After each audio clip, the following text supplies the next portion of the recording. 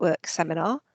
My name is Tina Fawcett. I'm a researcher at the University of Oxford in the Environmental Change Institute and also work for CREDS, the Centre for Research into Energy Demand Solutions, where I work with our speaker today, Jan Webb. Before introducing you to Jan and her talk, I'm just going to briefly mention next week's seminar, which is by Patricia Thornley on biomass and bioenergy. So if you're interested in that, please do sign up for our talk. As you will have seen, this meeting is being recorded to be shared on our YouTube channel so that people who aren't here are able to benefit from the talk. If there are any concerns about that, please let us know in the chat. Otherwise, we're going to assume that that is okay. Right, so on to the speaker. Today's speaker is Jan Webb from the University of Edinburgh. Jan is a professor of sociology of organisations, and her area of research is broadly social studies of energy and climate change. When I was looking up, just looking up to give a few biographical details of Jan, I actually found quite a few different organisations who were claiming her. So, which I suppose is always a good sign to be in a demand. So one of them is Jan is a co-director of the UK Energy Research Centre, which is a big consortium of, well, obviously of energy research, and there she's the leads work on local and regional energy systems. As I've already mentioned, she also works in CREDS, where she's leading our work on multi-level governance and energy demand. Another research consortium she's involved with is Energy Rev, which is, those are probably through the big three, I suppose, looking at demand, and where she's the lead for local energy system businesses and financial practices. So there's a lot going on there, and she's also involved in a number of other things. For example, she's a member of the Infrastructure Commission for Scotland and also an advisor to the Industrial Strategy Challenge, Prospering from the Energy Revolution. Jan's done a great deal of interesting work, which we're going to hear about in this talk. And her sort of prominence in this sphere has been recognised by the MBE that she was awarded in the last Queen's Birthday Honours list, where she was giving an MBE for services to the UK energy transition, which is, what a fantastic thing to get a recognition for. So we're really delighted to have Jan here with us today. She's going to speak for about 45 minutes, and then we've got up to sort of 35-40 minutes for questions at the end. During the talk, please feel free to put questions in the chat, and then when we get to the end of the meeting, I'll ask you to either speak those yourself, or I can read them out from the chat. We'll see how it works and what people want to do. So without anything further, I'll hand over to Jan to begin her talk. Okay, thank you very much, Tina. Thank you for the kind introduction and also for the invitation to speak. Now, if I switch to my PowerPoint slides, can everyone see those? Yeah. Yes, I can see them fine, Jan. Thank you. Okay, great, thanks. So I'll just get going. Tina has very helpfully introduced CREDS, which this research derives from. And we are, along with Tina and other colleagues, we are part of the theme on policy and governance, which comprises that end of the centre examining the argument that demand reduction over the last 15, 20 years has largely been driven by policy and regulation in the UK, and that changes in the effectiveness of policy are at least as much due to political factors as they are to an analysis and, in a technical sense, of what works. So our project takes a particular slice, if you like, through those questions of multi-level governance of policy, looking at UK devolution with, again, a particular focus on comparing devolution and its relationship to energy efficiency policies in Scotland and England. And it has that work has been very much informed by, I'm not sure I'm on the right slide here, sorry. It's been very much informed by the background knowledge that many of us have about the history of UK policies for energy efficiency in buildings. And in particular, that the fact there are periods of strong policy, and then over the last 10 years or so, despite the evidence of the societal benefits of energy efficiency policy, we've seen a somewhat uneven pattern, stop-start pattern, suggesting that policy making is not about a process of optimizing around what would really work well and what has socioeconomic as well as technical and economic opportunity behind it and value, but is much more about a process of satisficing, of a situated rationality, I guess, is another way of expressing that point. Again, implying that there's something there important to look at in terms of political institutions and political narratives or discourses that sit behind the process of policy making. So this particular piece of research, the ambition was to look, not to compare policy making between different central states, if you like, between different countries or different states, but to look instead within one state, a devolved state, the UK in particular in this case, to ask about what we might be able to learn from comparison between countries that have very similar political economic histories and yet seem to be taking a different route in relation to policy frameworks. So England, Scotland are a very interesting comparison in that sense, because they start from both very ambitious commitments to climate protection and, as I say, closely interlinked political and economic histories. When you look at research, though, and you look to find existing research on devolution and policy processes, there is virtually nothing actually about devolution and policy in relation to energy, despite the centrality of energy to our economy and our lives and livelihoods. There is very little actual work that's looked at devolved states and energy policies and what happens as part of that devolution. Instead, where there is a tradition of work on devolution and policy change, it tends to have centred on areas that are perhaps more straightforward in some ways, housing, for instance, and social policy, and community policies and local governments, but curiously not so much on energy. So there's a lot of questions that arise about, well, what's that about? Perhaps it's just the sheer difficulty and complexity of doing it.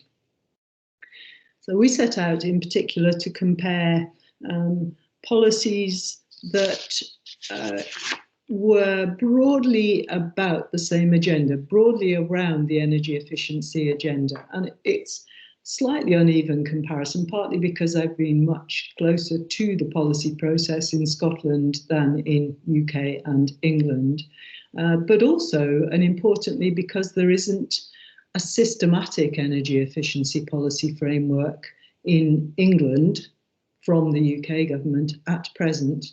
But what we do have are two comparable climate change plans, the UK Clean Growth Strategy from 2017 and the Scottish Climate Change Plan from 2018, just updated last year, but also in Scotland, a more developed Energy Efficient Scotland framework. And of course, latterly now, just 2020, the UK government 10-point plan and the introduction of the Green Homes Grant in England.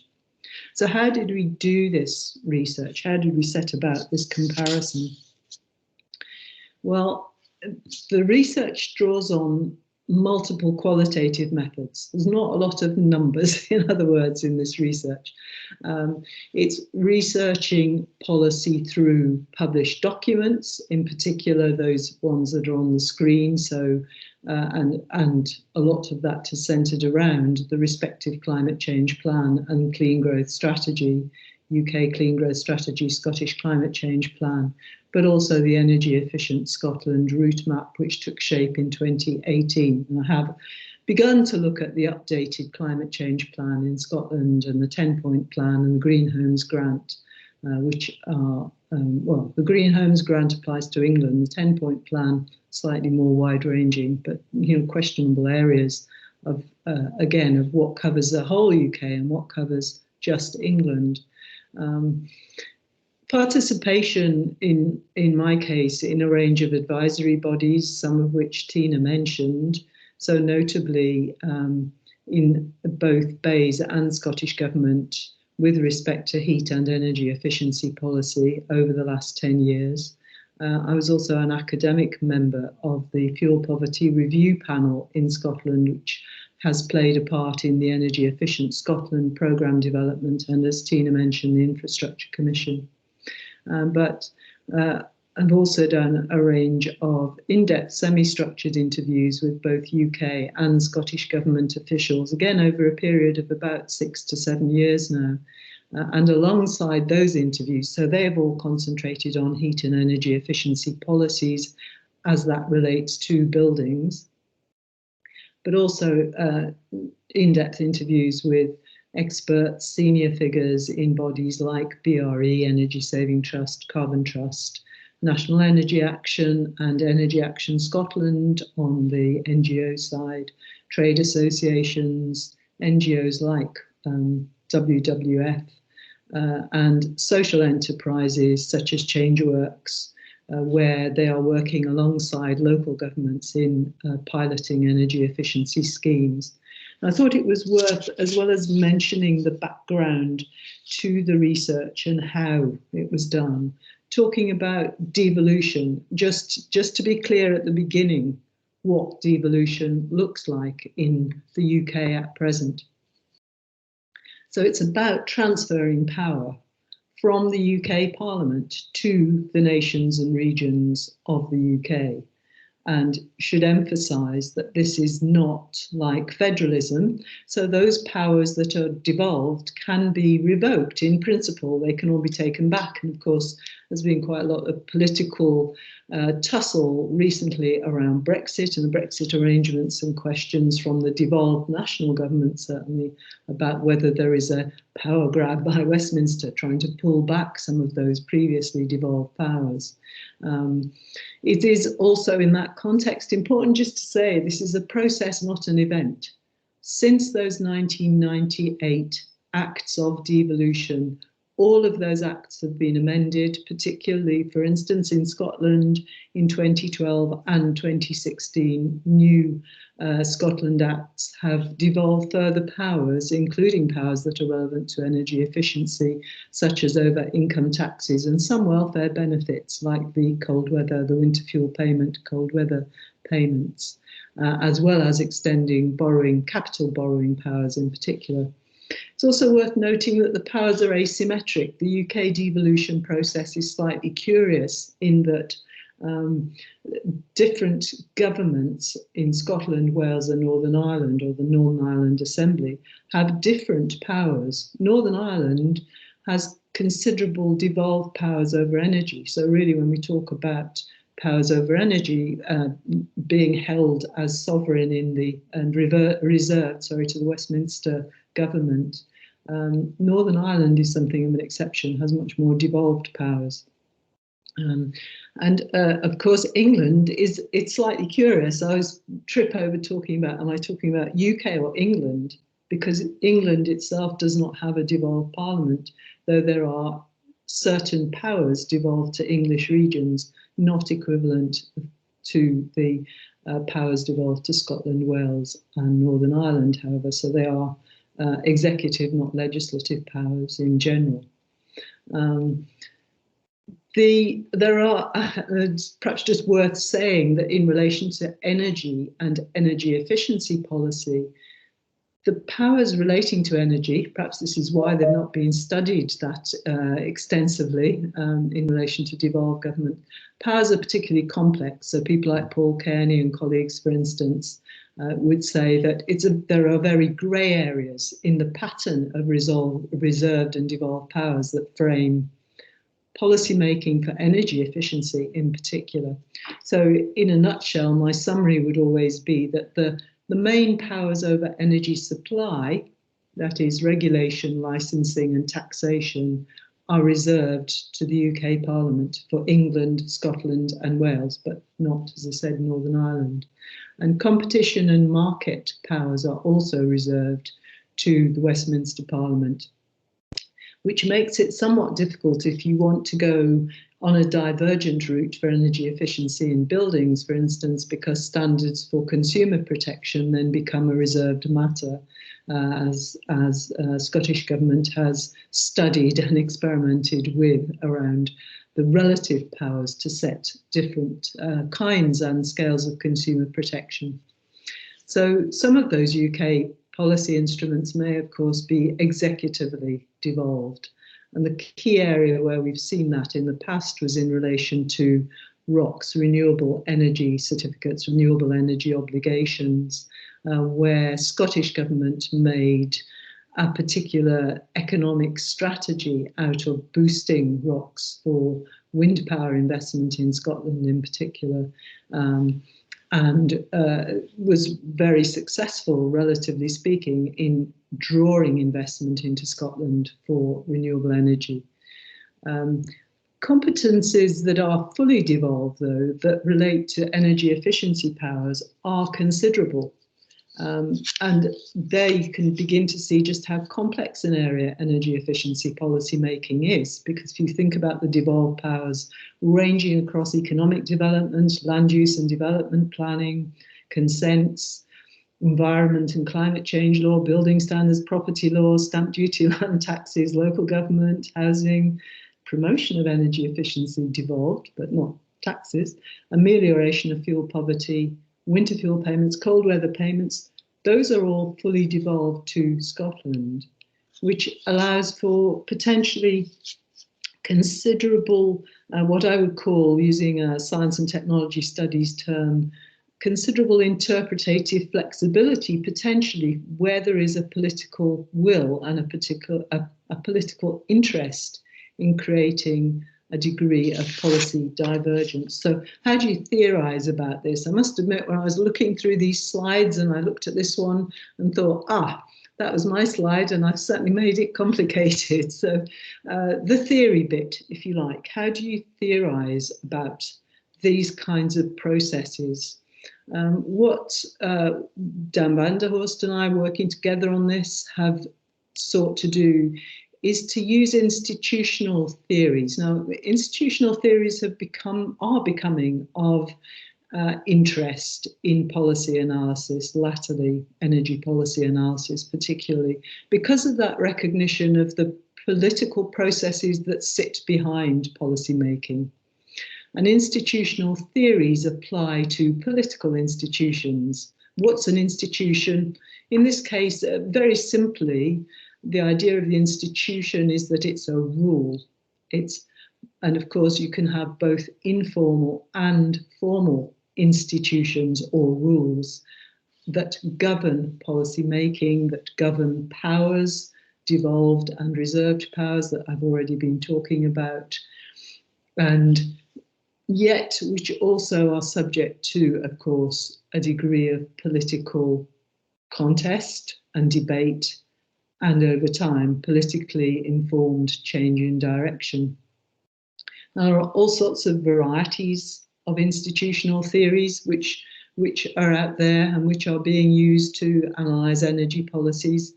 In this case, I'm talking about a more sociological institutional theory variant, a theory of fields, Neil Fligstein and McAdam back in 2012, their book originally.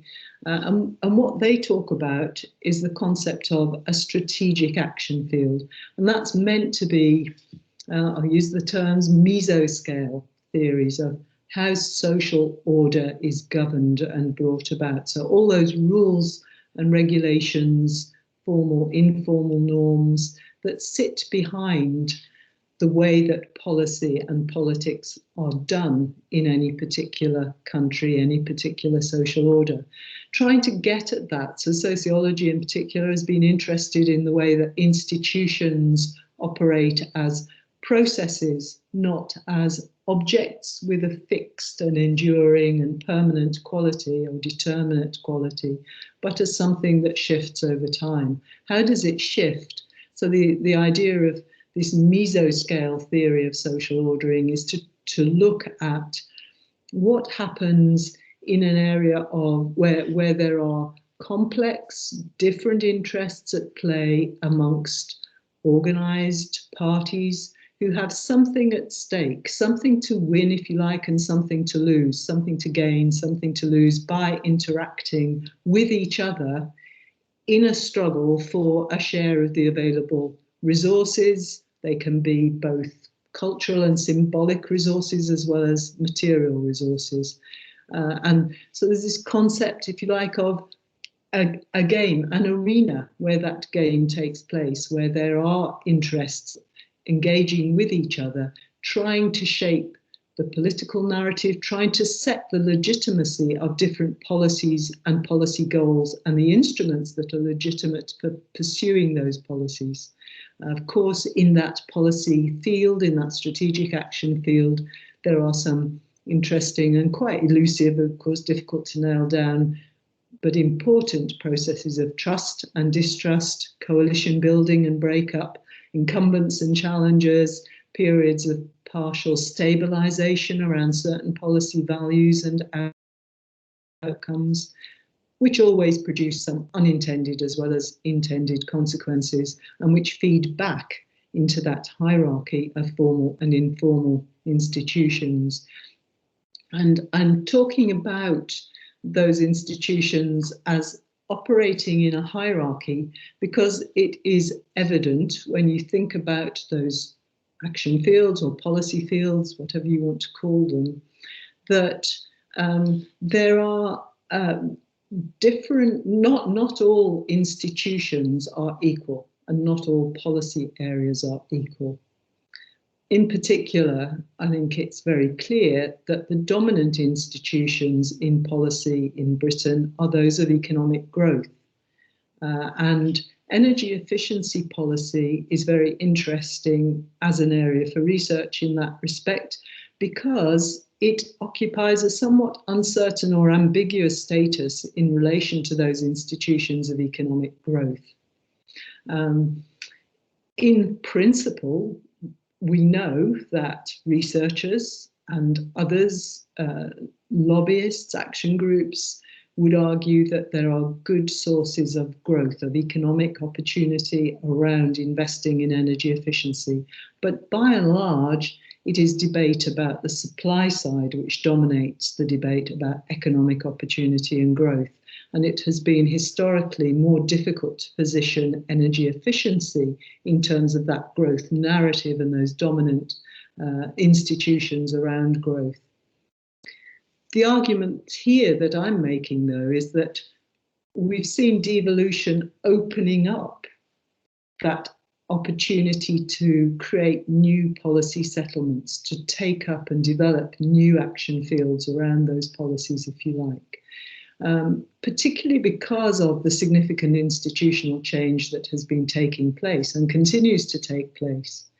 And particularly, I would argue, where you have governments in those devolved countries which are governed by or led by opposing parties. Such that we can think of energy efficiency policy making in England and Scotland at the moment as a kind of interdependent, cross-scale set of fields where there is a political struggle taking place, political contest, interacted and shaped through those rules, those policy rules of the game, which in turn, of course, were shaped by the history of earlier struggles over democratic representation, powers and resources. And the starting point then here is that those formal and informal institutions are shaping the kind of strategic actions that are taking place. And that starting point again, policy divergence just on the bottom there, probably going to depend on getting those political narratives in place to legitimise this new field, to mobilise action around new policy goals and institutional change. So in the UK devolution example, we've got that interchange between formal powers and political narratives, particularly at present. Since 2010, we've had UK governments led by the Conservative Party, and Scottish governments led by the Scottish National Party. So those foundations for divergence have been in the narratives that have certainly informed, I won't use the word dominated, but informed and structured the political arenas in some very significant ways. Notably in the UK, that contrast in UK Parliament the contrast between the UK government led by the advocacy of liberalised markets and competition in public services, compared with Scottish advocacy with SNP-led governments, advocacy of a kind of social market centrism. This was a term used by Philip Stevens, who some of you probably would be aware is an FT journalist, but I thought he captured rather well the quality of how the market is talked about in Scotland. These are differences of, these are relative differences, not absolute differences, but nevertheless, those narratives predated devolution.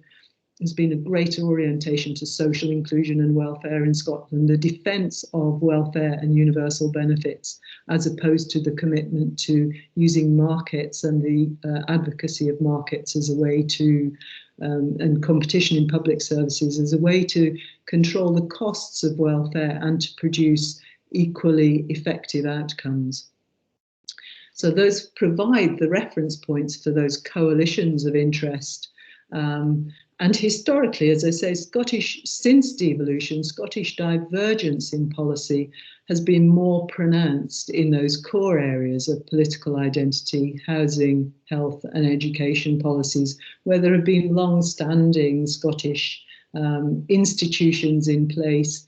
Those, of course, and people like Michael Keating would emphasise this, those are sector-specific areas with fairly stable epistemic communities, experts who centre around those areas. There is a body, if you like, of political capital developed there. And what is yet to happen is that confrontation across some of the rather difficult policy trade-offs, such as around climate policy and economy. Energy efficiency policies then sit at that axis and potentially rather tricky areas to manage. So I could start off. I usually talk about the way that Scottish policy has diverged from that in the UK, but arguably, of course, it was UK government which diverged from Scotland first. So up until, we could say, 2010, there have been relatively stable, some significant innovations across the UK in energy efficiency policies up until 2010. The 2010 election, which resulted in a coalition government between the Conservative Party and the Liberal Democrat Party, saw the end of that rather consensus-oriented mode of energy efficiency policy development. And what we've had since then is the dismantling of policies by the UK, by successive UK parliaments. So if you look at that diagram from 2011, English Warm Front funding ended, core grant funding for Energy Savings Trust and Carbon Trust stopped in 2012.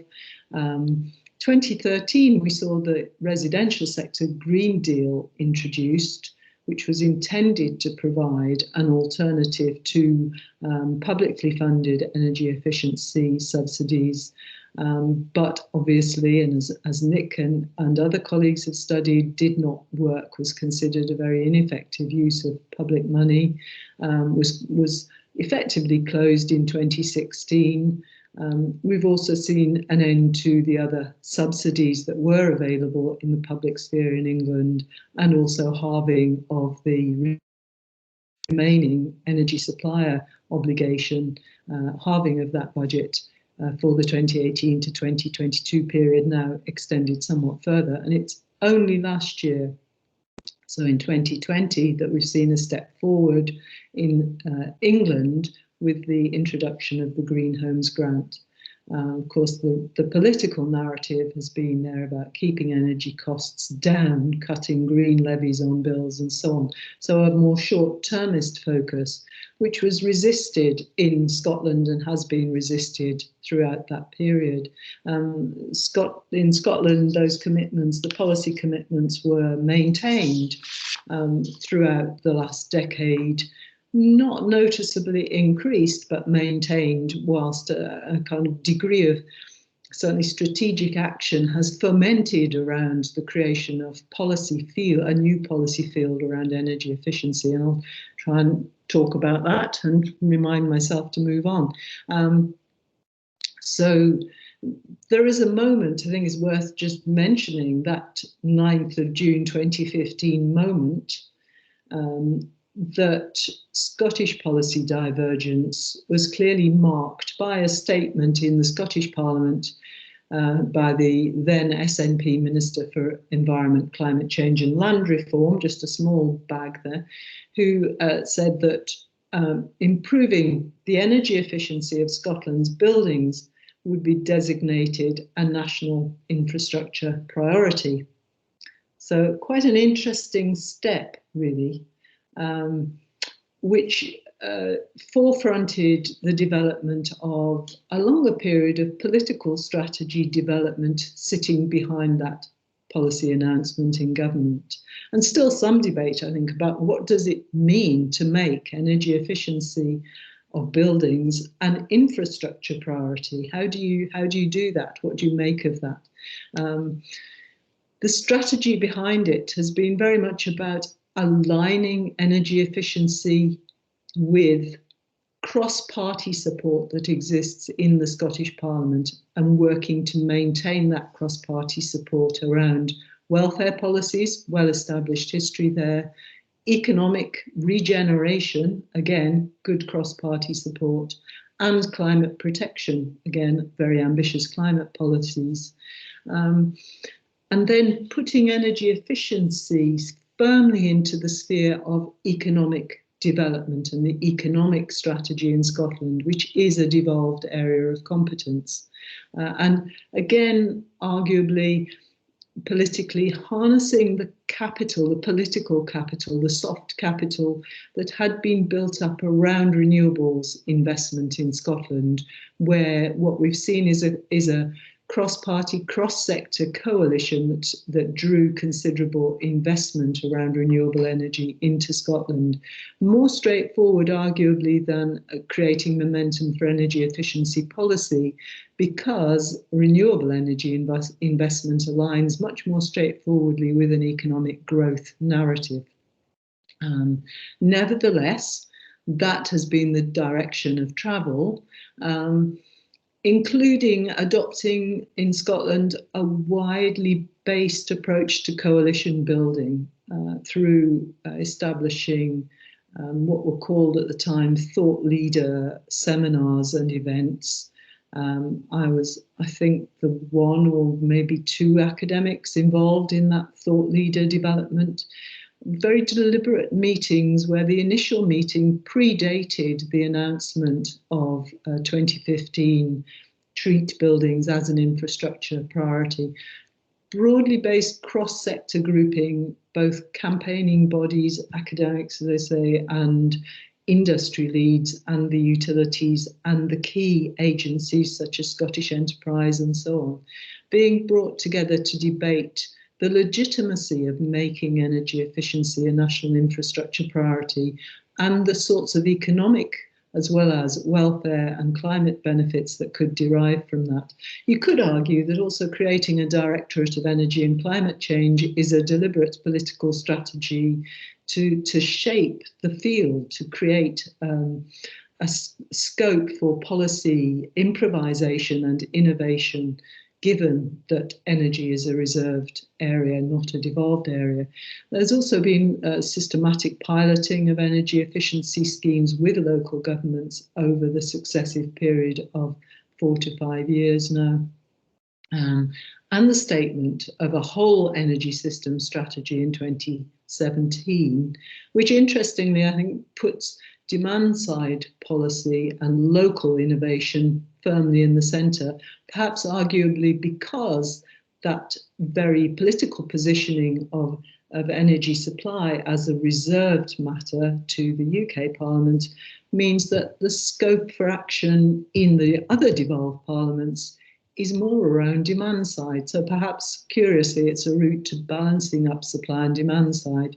Those contrasting political narratives are also evident in climate policies. And now this is a rather crass measure, I have to say, of the political narratives, but I think nevertheless is somewhat telling, and should probably not look at the 10-point plan or frequency count, because it's a mere 38 pages in comparison with the clean growth strategy of 2017 for the UK, which is 165 pages, and the climate change plan equivalent Scotland, 222 pages, even longer, and its update has got longer still in 2020. But just looking at the different keywords in there, and of course they need to be put in context, nevertheless, growth is a dominant theme in the clean growth strategy, not surprisingly, whereas planning, again, perhaps not surprisingly, is much more dominant in the climate change plan of Scotland, including words like duties and principles,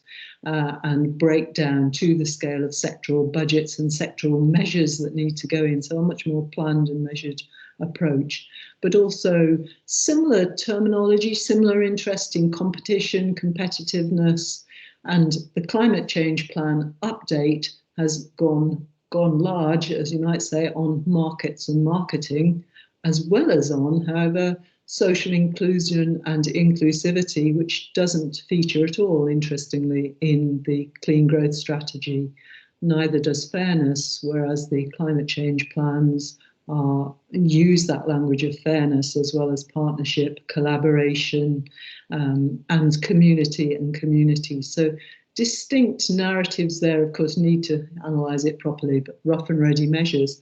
Now, in terms of actual energy efficiency policy measures, I have to say that despite the political narratives being different, the commitments to specific target measures are not that different if you look at what's in the Clean Growth Strategy and now related UK policy documents, and the Heat in Buildings and Energy Efficient Scotland documents in Scotland. So they have similar target dates, similar carbon budgets really, and similar ambitions.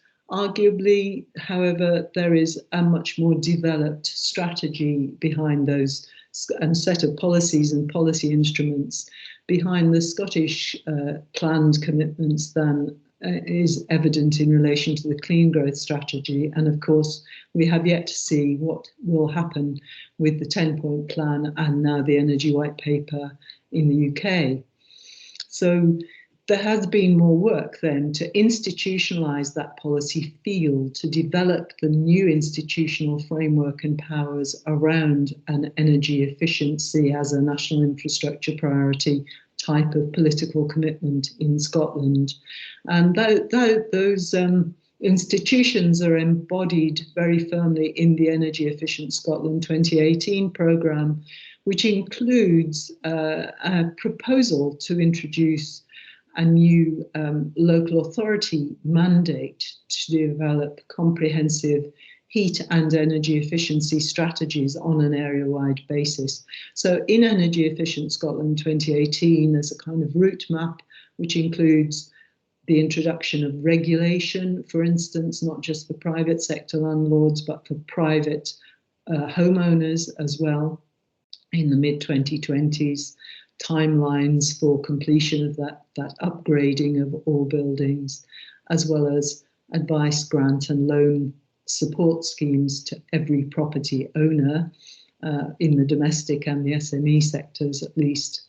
The big businesses and the public sector are argued to be able to manage that independently.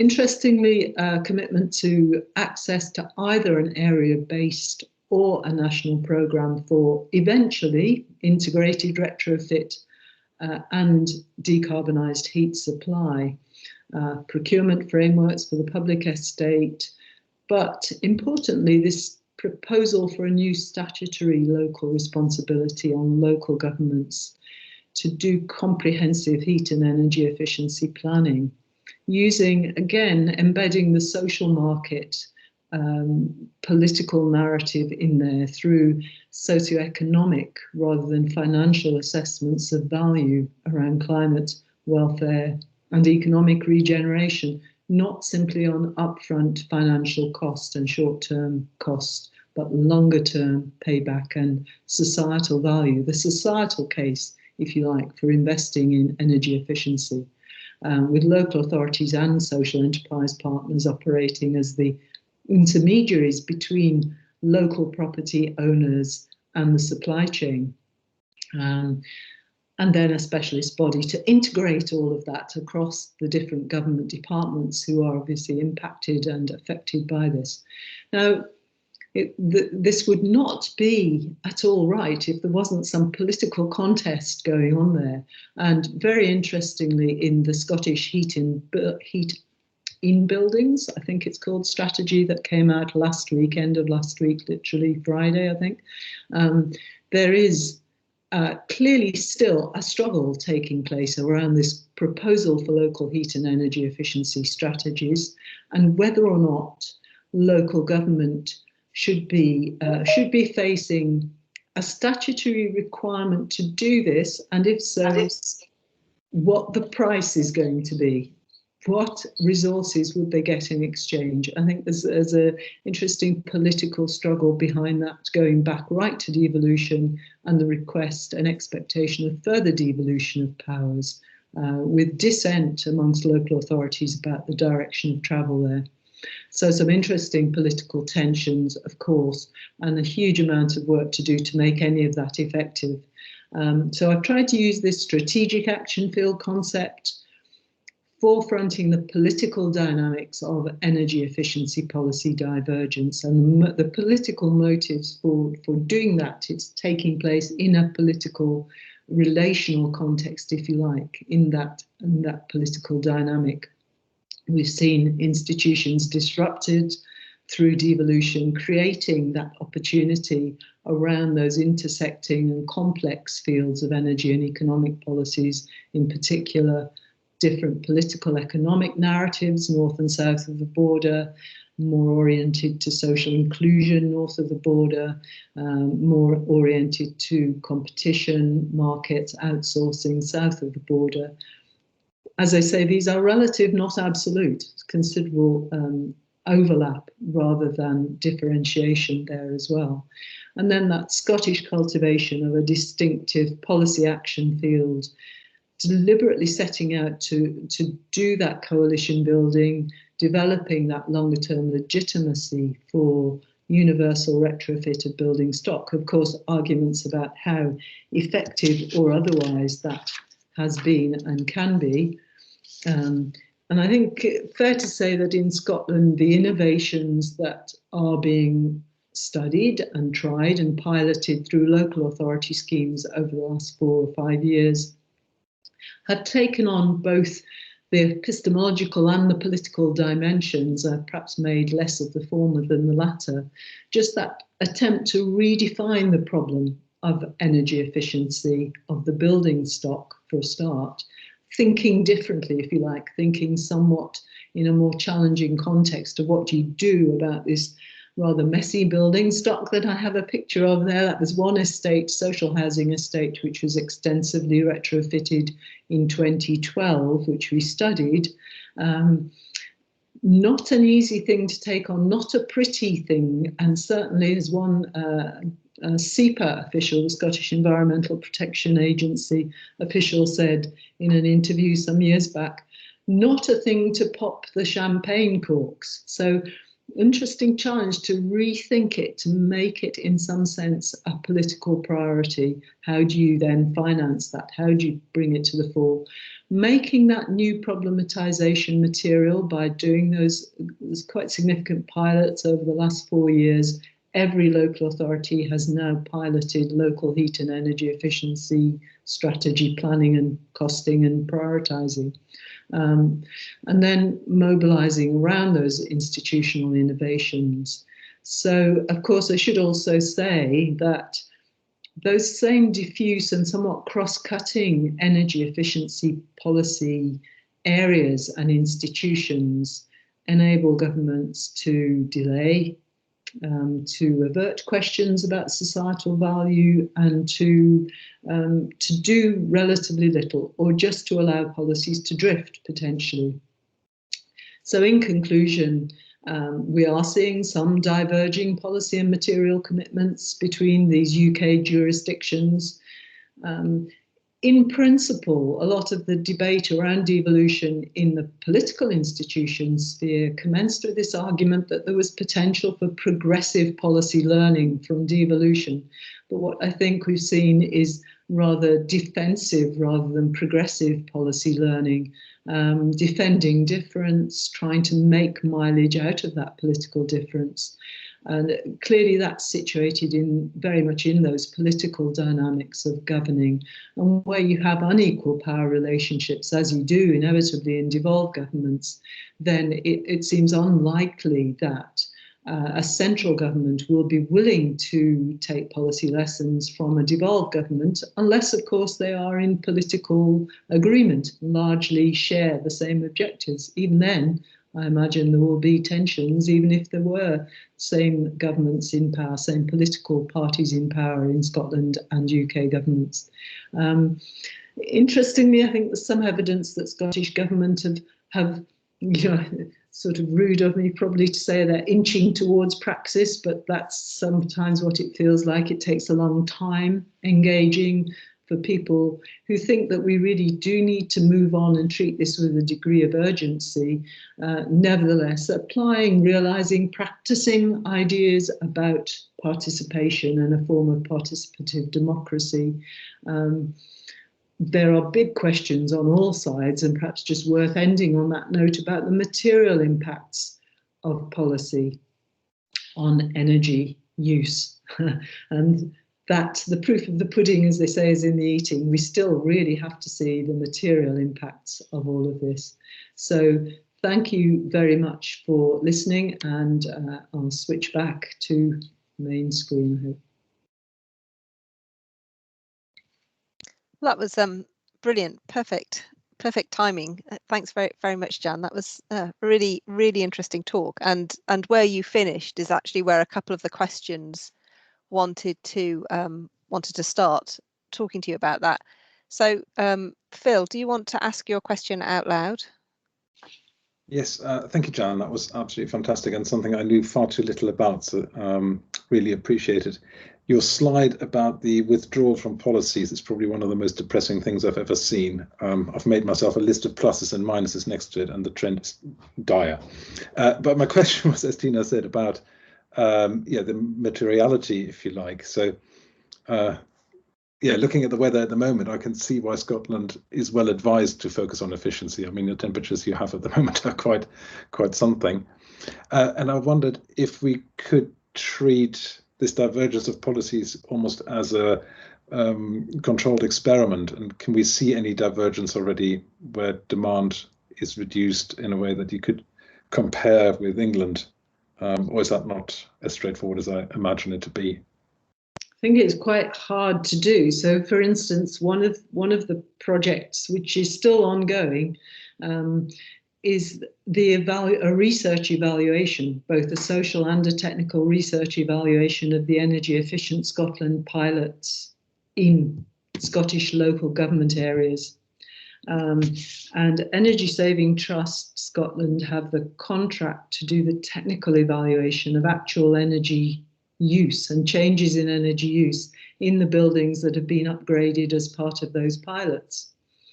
it's been very difficult to get any effective data over the long term, because actually the technicalities of measuring real energy use as opposed to modelled energy use, you start to see how difficult that is and how underdeveloped those are.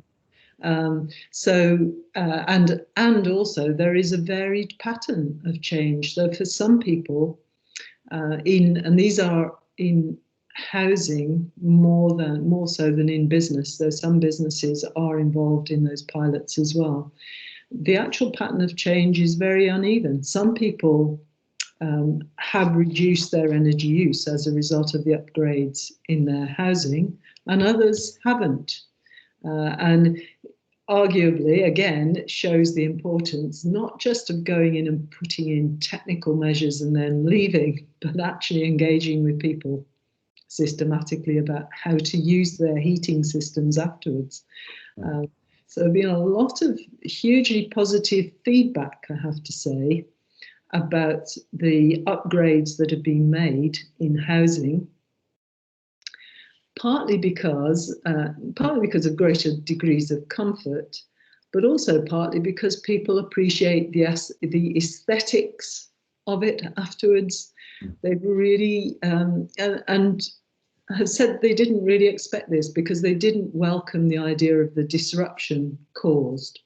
But in fact have then said, because a lot of these buildings have had external cladding put on and new windows and so on, the whole upgrade going in together, just how much better the area is and how much more they feel attached to it and that it's a better place to live. Now, arguably, that is a basis for engaging with people more broadly in the benefits of upgrading the building stock wholesale on an area by area basis, and also genuinely saving energy, because I think there's a lot of work to be done there to cut the energy use.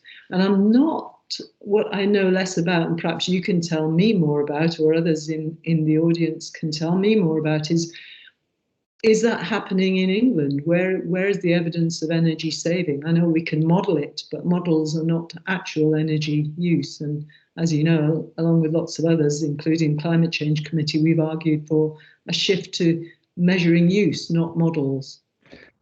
Yes, I think you're pushing an open door with me there. I think it would be desperately important to observe this more closely. And I don't want to turn this into a Scotland-England competition, but it would, given that the policies are different, it would be interesting to see how things might diverge in practice, and maybe even take in those harder to measure things that you mentioned, like the comfort that people actually experience in their homes. Yeah. Lovely. Thank you so much. Yeah, thank you. Great. I think if we could have Nick, would you like to ask your question now? Yeah, thanks, Jan. Thanks for a great talk.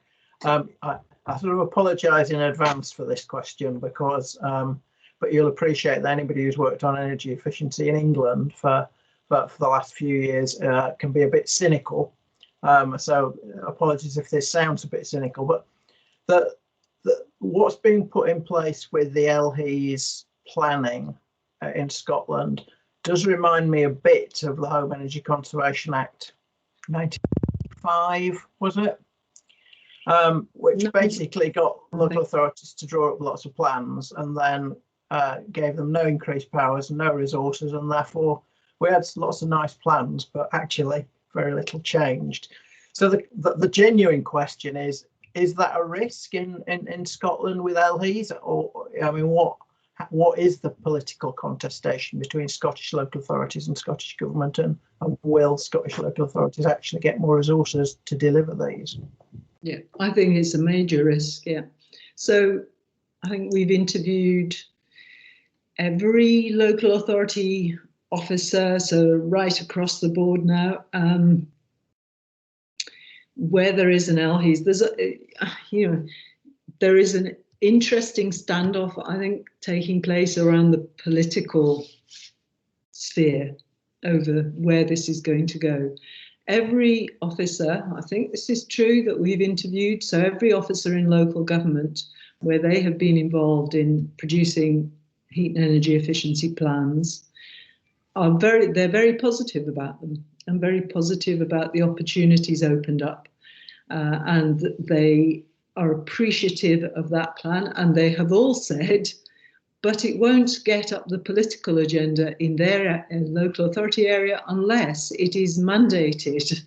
So there has to be a statutory duty, whereas I think there's some disagreement amongst the local authority side on the politics of it.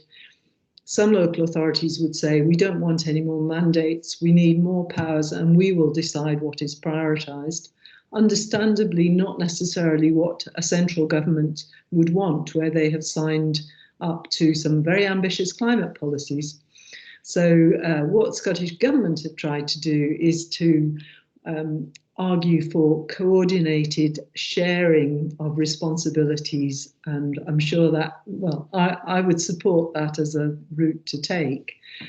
We have also argued through the evaluation research that we've done for decent resourcing in local authorities to be able to take forward those plans, because what you find is that they are often being developed by officers on relatively short-term contracts who have limited line management authority. And so their ability to take them forward is at present restricted, and they will need proper resourcing in order to be able to bring them into effect, as well as some significant public engagement. And now most of the local authority officials have been reluctant to do that systematic public engagement because they're concerned that they might be seen as offering something they then can't deliver. And then on the Scottish Government side, they're in something of a catch-22 because, of course, they don't control all of the relevant powers that could be brought to bear to enable more systematic shift in thinking around the decarbonisation of heat, as we were talking about this morning. So there's a whole complex of a political minefield in there, even within Scotland, which could mean that what we see is procrastination and policy drift, which I think would be massive loss. To having put in all the homework. But HECA, as you say, it's similar process. Yeah. I mean, can I just come back? Do you sense the will is there in Scottish Government to provide the resources? Because there never was the will to provide the resources to deliver HECA, because it was essentially it was private members' legislation. So the government, whilst they allowed it to go through, they never actually supported it. Is this different? Or, I mean, my sense is that the Scottish Government is probably as keen to hang on to central powers as many Westminster governments have been. Well, the evidence certainly, of the last 20 years is that the devolution of powers is just as difficult from a central Scottish government as it is from a UK government to English regions, let's say. Yeah. Because there were initially, as you probably know, those political promises to greater devolution within Scotland once the Parliament was in place, which are broadly seen as not having been their promises not kept. So yes, I think there is an issue there. I think there is also a political will to make the resources available to make LHEs work, because it is such a political test. But how those final trade-offs are going to be made, I think, is still not clear, and that is still clearly up there in the heat and building strategy as an unresolved area of policy. Thanks. Great, thank you, Jan. I've noticed we've got, Fred, I don't know his name, but it says Leo Team has got his hand up. So would you like to ask your question, please?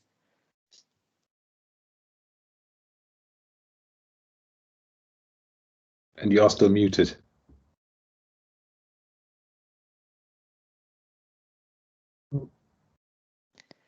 So perhaps you didn't hear me. So Fred, I don't know your name, but you're called Leo Team on our systems, a man in a blue jumper and a white shirt, and you've got your hand up. If you wanted to ask a question, please go ahead.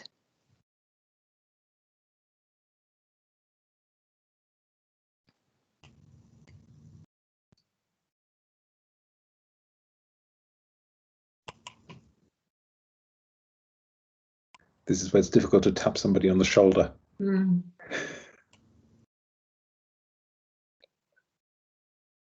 Okay. All right. Well, I'll that doesn't seem to be working, that method of communication. I'd got a question, and then if I know Phil has another question, but if I may ask mine first, and then we'll come to Leo team if we make that communication work. I noticed, Jan, in one of your slides, one of the things you said about Scotland was that it was yet to confront climate policy trade-offs, and I was wondering what you were thinking about there. What it was that you think might become difficult. Yeah, I think one of the tests, for example, is around really tracing through in the Scottish budget where the investments are and where the balance of investment lies in the budget. And we looked at this and continue to look at it.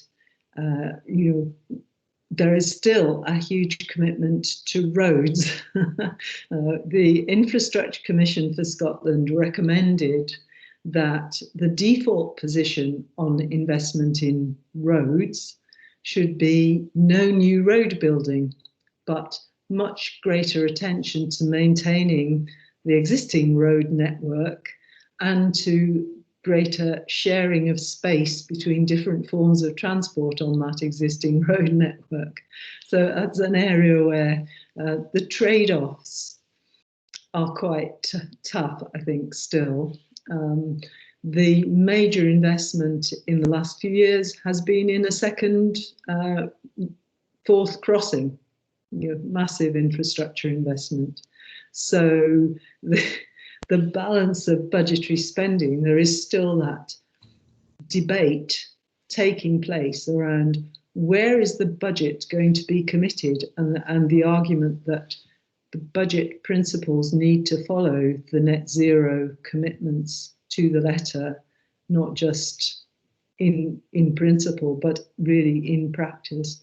And I think the Scottish Climate Change Plan updates show the difficulty of some of that as well, around spending on roads and transport and ports and so on, as opposed to spending on upgrading buildings or on some of these rather less glossy, glitzy areas of policy. I'm grateful, extremely grateful that I'm not a politician. I think it's a really difficult one. But in the last, I haven't studied the 2020 plan yet quite so closely, but in the 2018 plan, I think it was clear that the domestic sector and housing lost out big time to transport. So the transport emissions budget was much easier to meet than that in the domestic and residential sector. So some of the policy officials, I think, would say, well, yes, there was a struggle there. You can see which ministers won out in that struggle by the sectoral budgets that are in the climate change plan. So it's those areas where economic growth and jobs and just transition and social justice, they don't sit easily together. There is a hugely powerful, of course, argument around the future of the oil and gas industry and the continual, the balance between investing in offshore oil and gas and investing in closing down oil and gas and no further exploitation and exploration. That has been central in Scottish politics, central to Scottish nationalism, come to that, for a long period, of course. So despite the fact, I find it odd, I hadn't really thought about it before, but I find it very odd that students of devolution and the politics of devolution and policy making haven't done more on energy policy, given the centrality of the oil and gas debate to nationalism in Scotland. Oh, that's really interesting. Thank you. Thanks very much.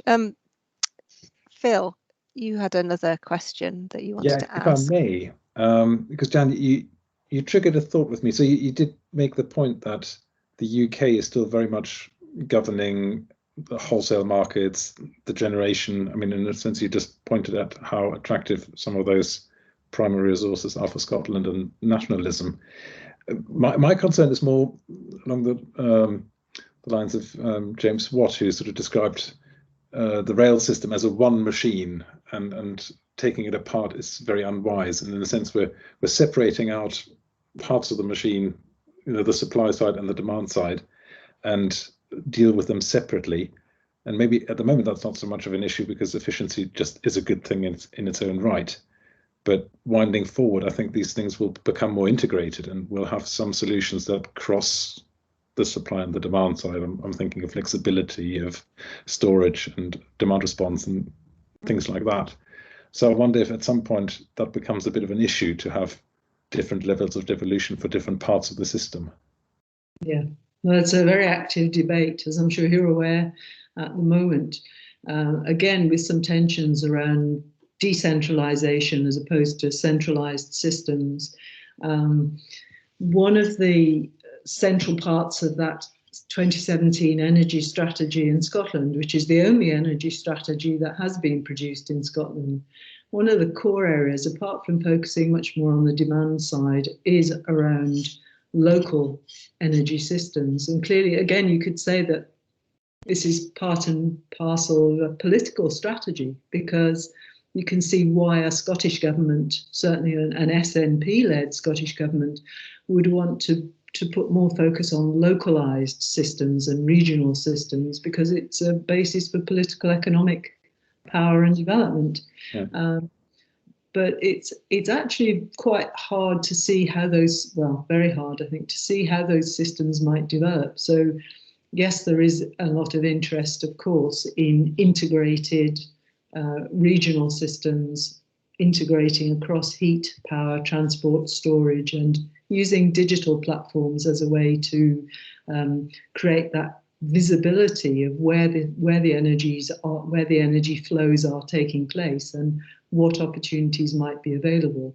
And yeah, absolutely, heat and energy efficiency is, I would argue, is critical to creating any effective flexible system and a more devolved or decentralized system, because of the opportunities to use heat locally, local heat sources. Indeed, this was an area of discussion this morning.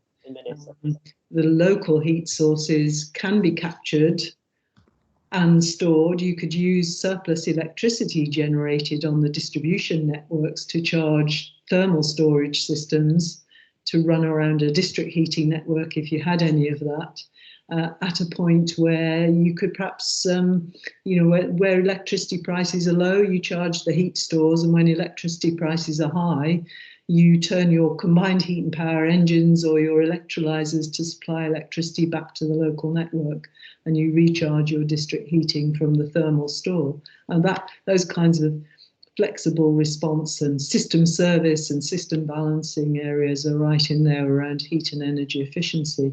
But part of that undoubtedly has to be upgrading the building stock so that there is some opportunity to store heat more effectively in every building. Some analysts would argue that every building could be a power station, can be an effective heat store, and as well as having batteries and so on that could discharge back to the grid. But yeah, we have in Scotland one of those energy, the Prospering from the Energy Revolution Challenge. One of the demonstrators is in Orkney, two are in Oxford and Oxfordshire respectively, and then West Sussex one has actually folded. So they're the opportunities, but it's still, I think, very difficult 2 years in to see how these are going to be more than demonstrators. And of course, Innovate UK are asking about where is the legacy from these. Energy Systems Catapult is trying to devise a toolkit that would support local authorities in advancing their plans, because how many, I forget what proportion, but the majority of local authorities right across Britain have declared climate emergencies. Oxford City Council being a case in point, Edinburgh another one. They have no real means at present of making those commitments material. So, you know, there is still such a lot to be bridged there, and with the political capital being an essential part of that formula, I would say. Yeah, thank you.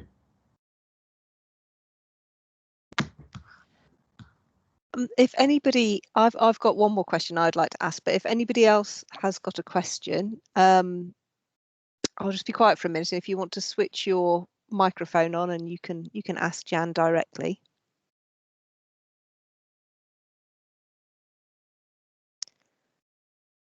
I think somebody is speaking who is on mute. That was it. That was me. John Twiddle. Thank you very much. Reminded me of our 20 years time in Scotland, mainly working in Edinburgh University of Strathclyde. But one thing is that people in Scotland know each other. With a population, no, seriously, with a population 10 times smaller, you are far less handshakes away from people of importance, and you meet them and you know them and you know someone who knows them. And I think that is a very big factor in implementing new ideas and policy. The fact that it's smaller and people know each other, have a pride, of course. One at Twickenham, wow. Yeah, absolutely. Oh yes, there was a lot of enthusiasm around that Twickenham match, wasn't there? Yeah, I mean, geographically, it's interesting because Scotland, geographically speaking, isn't small. You know, the distance from Penzance to Westminster is actually, I think, less geographically than the distance from Edinburgh up to the northeast of Scotland. So, because this proximity argument is always an interesting one that comes up, and certainly, you know, I haven't studied this, but it would be interesting to study what you might call the density of those social networks, and where are they interconnecting most intensely. That has been a familiar story around Scotland for a long time, that it's a neighbourhood. But I wonder whether that's always the case. I suspect it is easier, I think, because there is, again, a motive for having that, you know, standing out, playing the Scottish card, as they might say. But surely that would also work in English regions. And interestingly, of course, the Northeast voted against a devolved assembly for the Northeast. Perhaps they feel differently now, I don't know. Perhaps not, given what happened in the last UK government elections. But you can recreate that sense of proximity and density of social networks through more regional and devolved powers in government, I think. We've studied, for instance, policy processes around heat and energy efficiency in Germany compared with Britain.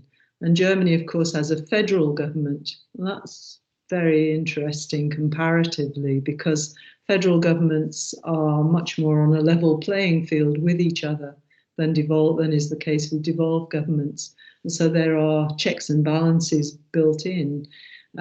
We studied in particular the city of Hamburg, where the discussion has been around remunicipalization of the energy grids, including the gas, electricity and district heating networks in the city.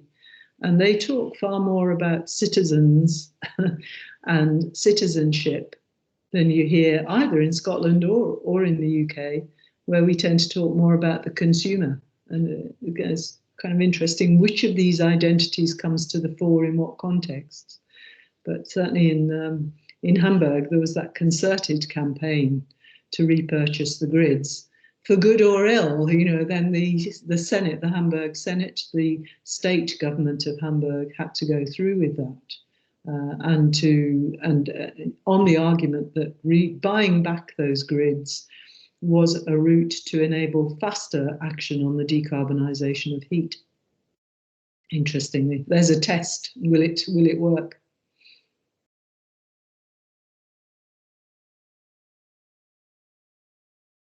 Brilliant, thank you. Thank you, Jan. Just the final thing I was just wondering about was that Scotland, I think, has got a plan for a Scottish Climate Assembly, and I was just wondering whether, whether that if some strong conclusions come out of that, like they have out of the UK Assembly and the French Assembly, whether that could be something that would play into the various things that are happening in Scotland at the moment and make any difference to the sort of decisions that you're talking about. I mean, I would hope so. It is actually underway, the Scottish Climate Assembly. I did my 5 minutes, 5 minutes on the whole complex question of heat and energy efficiency in homes. All of 5 minutes to explain everything. So it will be interesting to see what the Climate Assembly comes up with, what conclusions they draw. I know there's certainly an intention on the part of the Scottish Government to use the findings to integrate into policy. And I would argue that heat in buildings is a core area to start with, because it touches everyone. That's a difficult area and politically contentious because of that. But on the other hand, it's a whole population involved, and a significant part of that population feel disenfranchised at present, feel that they do not have much of a say in the future, they don't have decent work and so on. There's an opportunity there to bring people's lives into that field around an energy efficiency program that invests in local economies and local economic regeneration and jobs. Again, doing that requires some brave politicians here. But yeah, one would hope that there is a basis there for building momentum, given that public opinion, certainly in general, seems to be behind action on climate change and investment in clean energy. Then there is a platform for bringing public opinion together around improving our building stock, which has, as we know, multiple benefits. Great, thank you.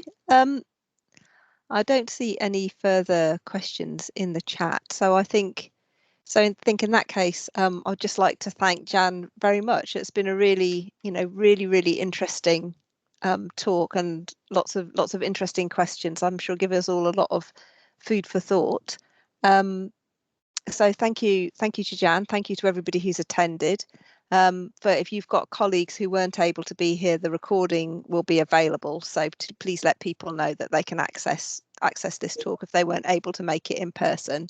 And just to remind everybody, of course, we've got another talk next week on biofuels and bioenergy, and the details were in the chat and online. So thank you very much. Thank you very much. That was really good discussion. Hope to continue it in a more informal setting.